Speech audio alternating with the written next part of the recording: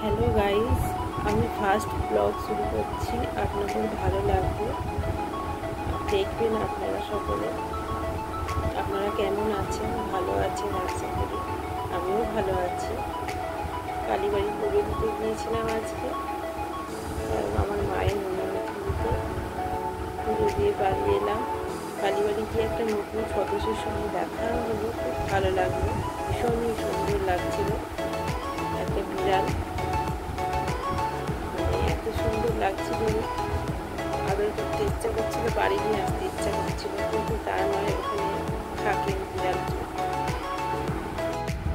আমার ভিডিওগুলো আপনারা দেখবেন, আশা করি ভালো লাগবে।